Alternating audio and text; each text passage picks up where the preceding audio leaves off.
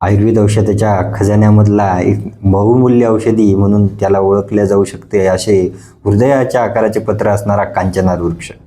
कांचना वृक्षाची साल किंवा कांचना वृक्षाची पुष्प हे मोठ्या प्रमाणात उपयोगात येतात. ते शरीरामध्ये होणाऱ्या कुठल्याही प्रकारच्या गाठी किंवा कफाचा नाश करण्यासाठी म्हणून.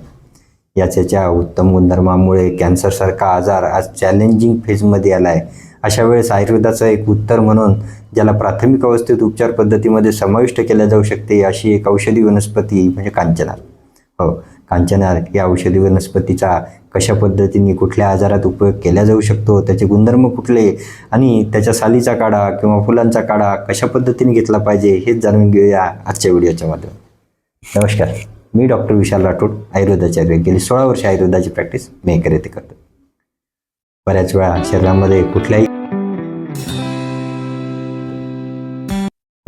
शरीरामध्ये कुठल्याही कारणाने PCOD सारखे त्रास असो किंवा हार्मोनल डिस्टर्बन्सचा परिणाम म्हणून बऱ्याच वेळा युटेराइजमध्ये होणारे फायब्रॉइड असो, चरबीच्या शरीरावर दिसणाऱ्या गाठी असो किंवा कुठल्याही पद्धतीने शरीरामध्ये गाठी बनण्याची प्रवृत्ती शरीरामध्ये तयार झाली, ती रक्ताच्या कमतरतेने असो किंवा चरबीच्या जमा होण्याने असो, या सर्व प्रकारामध्ये प्राथमिक स्वरूपात एक तपासणी केली जाते, ती म्हणजे FNAC टेस्ट.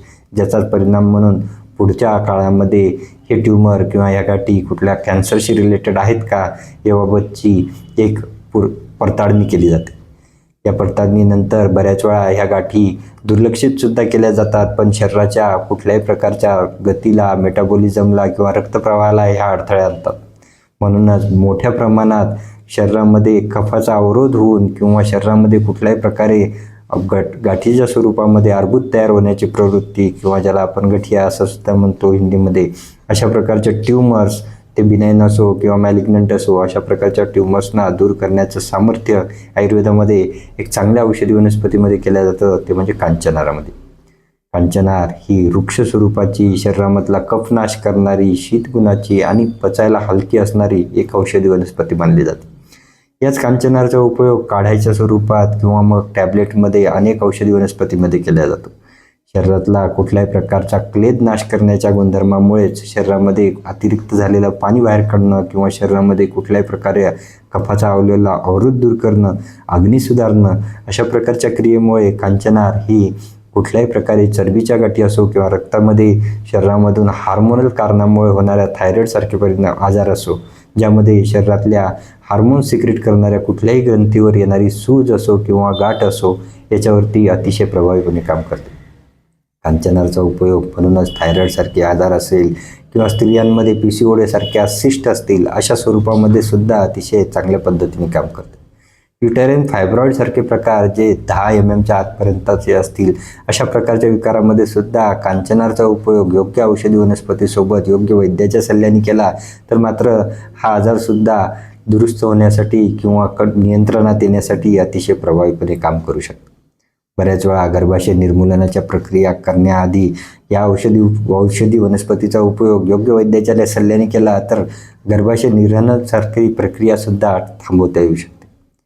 पुढे ज्याचा चांगला उपयोग होतो तो रक्तशुद्धीकर म्हणून. शरीरामध्ये वाढणारा क्लेद आणि त्याचा परिणाम म्हणून व्हेरिकोसिल सारखे प्रकार असतील किंवा मग मुखपाक सारखा प्रकारसुद्धा यांनी दूर होण्यात उपयोग होतो.